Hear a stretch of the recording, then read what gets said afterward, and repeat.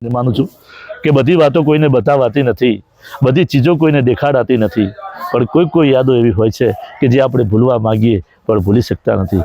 આપણે આ યાદ કાયમી સંભાળવું રહેશે ભરત રાવલ માટે. થેન્ક યુ, ખૂબ આભાર. આભાર.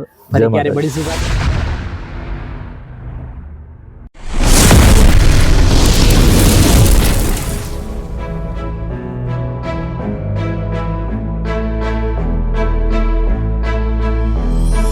મિત્રો, હું છું આપનો યુગરાજ ભવાન અને આજે એક નવી સફરમાં મળ્યા છે મને એક એવા કલાકાર જે ખરેખર હાસ્યને એટલું ફેલાવ્યું છે, હાસ્યને એટલું પ્રચલિત કર્યું છે કે લોકોના હૃદયમાં, લોકોના મોઢામાં ગુંજ્યું હતું એક નામ, એટલે કે ભરત રાવલ. તો આજે મળવું છે ભરત રાવલને, પણ એ પહેલા મારા તમામ દર્શકોને થેન્ક યુ કહીશ, આભાર વ્યક્ત કરીશ, કારણ કે આપણી આ ગુજરાતી રંગમંચ ચેનલને જે તમે સાથ અને સહકાર આપ્યો છે એ બદલ ખૂબ ખૂબ આભાર. તો આવો મળીએ ભરતભાઈ રાવલને. જય માતાજી ભરતભાઈ. નમસ્કાર. ખરેખર તો તમને મળીને ખૂબ ખૂબ આનંદ થયો, કારણ કે તમારો કિંમતી સમય જે આપણી આ ગુજરાતી રંગમંચ ચેનલને આપ્યો એ બદલ ખૂબ ખૂબ આભાર. કારણ કે સમય ન હોવા છતાં એક પ્રોગ્રામમાંથી તમે તમારો સમયમાંથી સમય કાઢ્યો છે, તો ખરેખર તમારો આભાર વ્યક્ત કરું છું. ધન્યવાદ. તો ભરતભાઈ, યુટ્યુબના માધ્યમથી આજે હું તમને મળ્યો છું, તો આજે થોડી ઘણી કાલી ઘેલી વાતો કરવી છે, થોડી હાસ્યની રમૂજ કરવી છે અને મારા દર્શકોને તમારી જર્ની જણાવી છે. તો શરૂઆતમાં આ લાઈનમાં આવવાનું કઈ રીતે થયું? સાહેબ, આમાં શું, આ તો ભગવાનની એક કૃપા કહેવાય, ગોડ ગિફ્ટ કહેવાય કે જન્મથી કોઈ કલાકાર બનતું નથી, પણ એવા તમે જેવા માહોલમાં રહો ને સાહેબ, એવા થઈ જાઓ. વાહ વાહ વાહ. તમે જેવા માહોલમાં રહો ને એવા થઈ જાઓ. હું ભણતો, મારું વતન જલોત્રા, પાલનપુરથી 18 કિલોમીટર દૂર જલોત્રા ગામ છે, ત્યાં ભણતો. 10 ધોરણ ભણ્યો. એ 10મા ધોરણની અંદર શરૂઆતથી જ કંઈક સાંસ્કૃતિક કાર્યક્રમો થતા અને હું મને પોતાના અંદરથી એક્ટિવિટી થતી મારે કંઈક કરવું છે. ત્યારથી 10 ધોરણ પછી 11મા માધ્યમિક 12માં આવ્યો.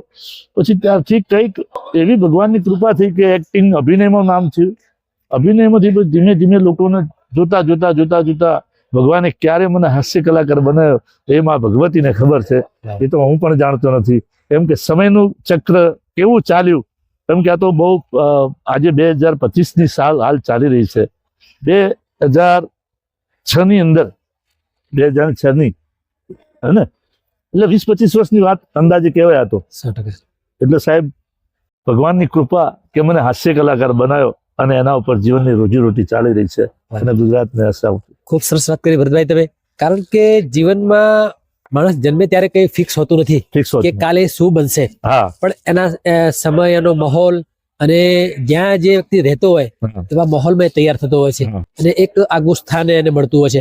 પણ આજે તમે જે લોકોને હાસ્ય રસ જે પીરસો છો, આમ તો હાસ્ય એટલે એક દવા, એક લોકોના રોગ મટાડી શકે હાસ્યની એટલી તાકાત છે, કારણ કે હાસ્યનું ઘર વસે અને હાસવાથી તો એક કહેવાય કે શરીરના ઘણા બધા રોગો મટી જતા હોય છે.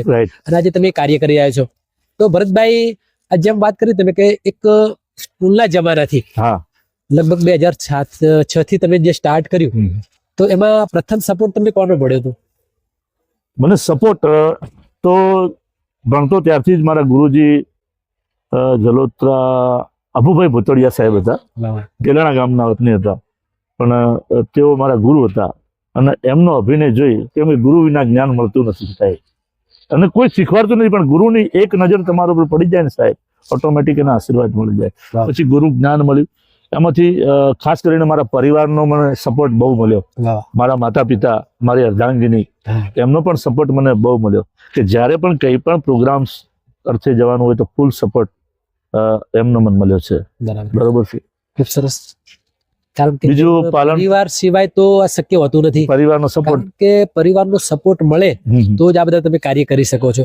કે રાત્રે નીકળવું, પ્રોગ્રામમાં જવું અને પ્રોગ્રામમાંથી ક્યારે ઘરે આવવું એનો કોઈ સમય ફિક્સ હોતો નથી હોતો. તો ઘણીવાર ભરતભાઈ, તમે એક અસાવાનું કામકાજ કરો છો, તો કોઈ વાર તમારા પત્ની વિશે કે એવું કઈ જોક્સ બોલો ખરા? ના, એવું તો પેલા શરૂઆત મારી હતી હાસ્ય કલાકાર તરીકે. એ ટાઈમે હું કદાચ કોઈનું બોલેલું બોલ્યો છું, પણ હવે શું, જનરલ પત્નીની મજાક વધારે નથી કરતો.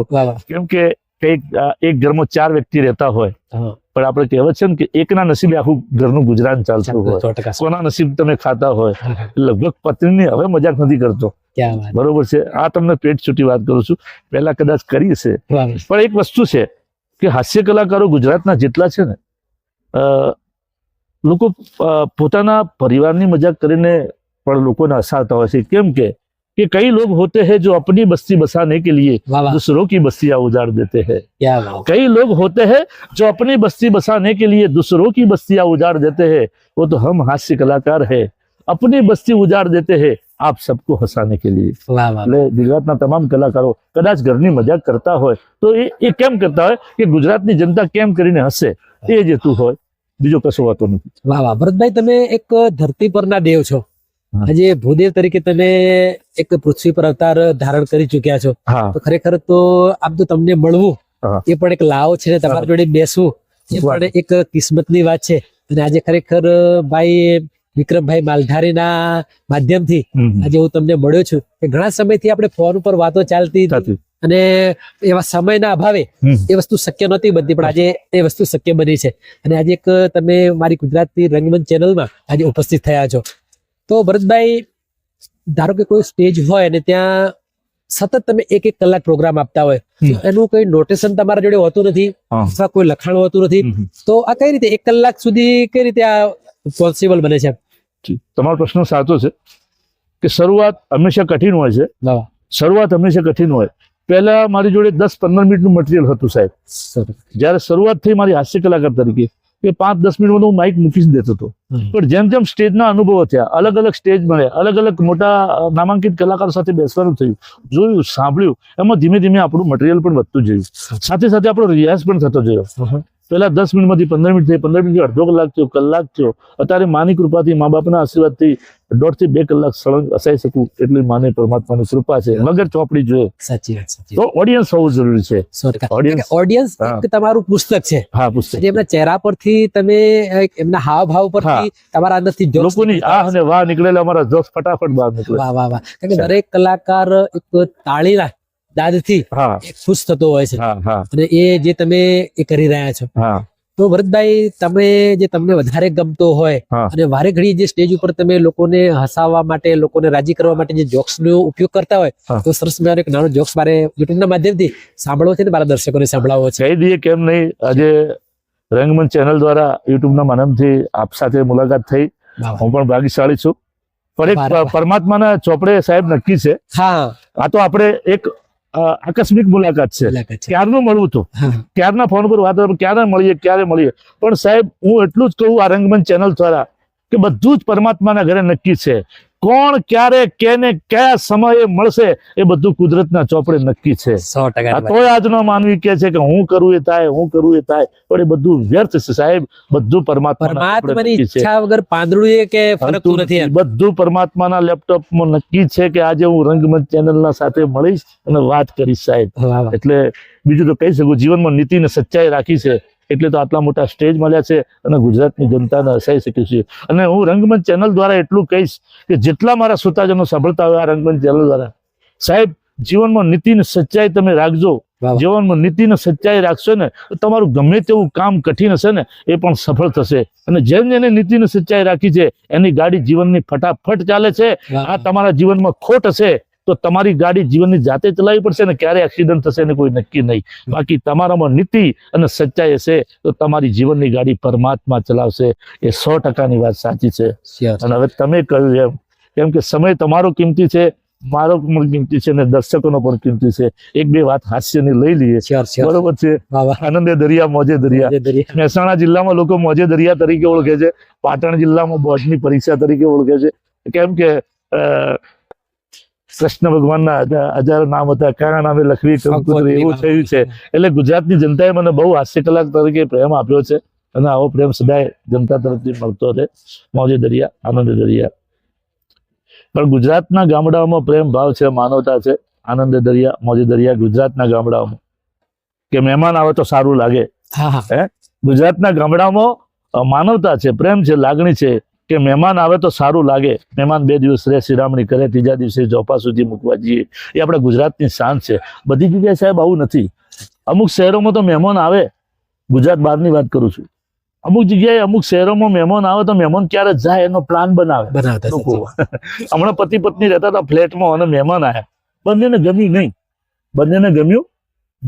બંને ઝઘડ્યા. બંને મહેમાનને કાઢવાનો પ્લાન બનાવ્યો. પતિ પત્ની ખાલી ખાલી ઝઘડ્યા તો મહેમાન બિચારા કે ઝઘડો થાય, કંકાસ થાય, રહેવાય નહીં. તો મહેમાન બિચારા ફ્લેટની બહાર નીકળી ગયા. મહેમાનના ગયા પછી પેલાએ કીધું કે જોયું ગોળી, હું તો તને ખાલી ખાલી મારતો હતો. વાહ વાહ. તો પેલી કે હું ખાલી ખાલી જ રોતી હતી. પેલો કે હું તને ખાલી ખાલી મારતો હતો.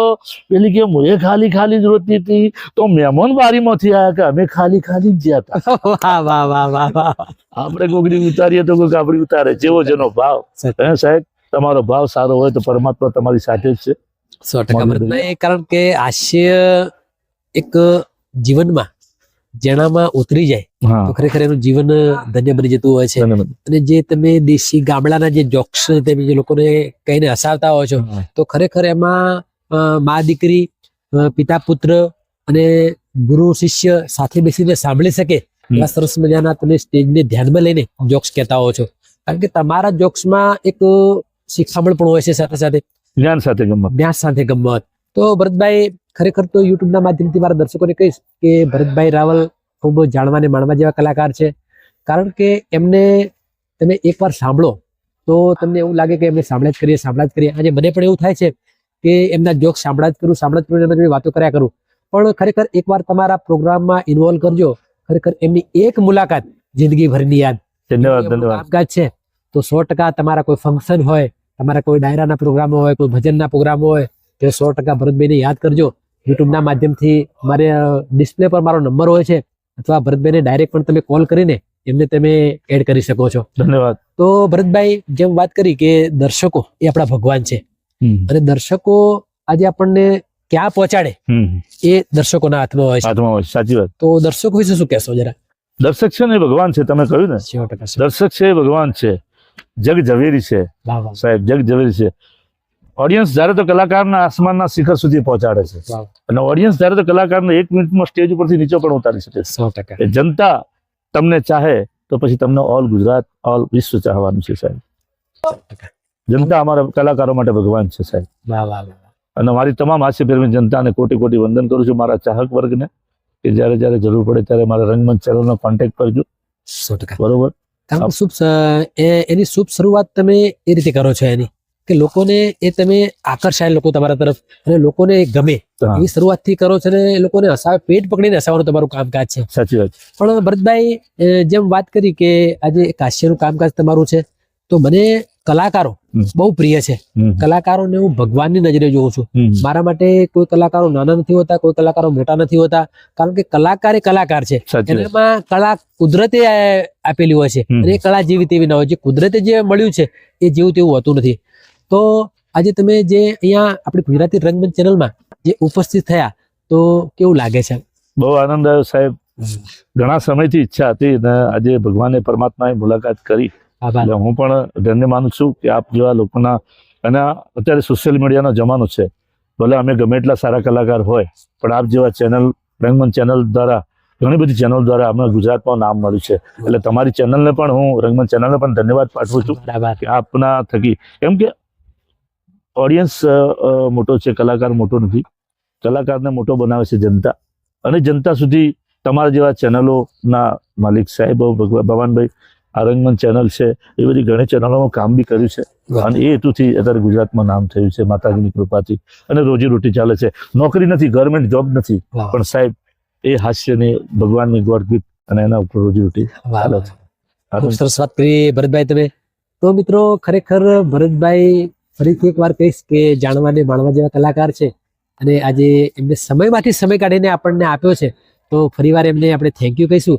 અને બીજું કે આપણી આ ગુજરાતી રંગમંચ ચેનલને લાઈક કરજો, શેર કરજો, કોમેન્ટ કરજો, અને સબસ્ક્રાઇબ કરવાનું ન ભૂલતા, જેથી કરીને આવા સરસ મજાના હાસ્ય કલાકારો, ગાયક કલાકારો અને મનમોજીલા કલાકારો તમારા સુધી પહોંચાડી શકું.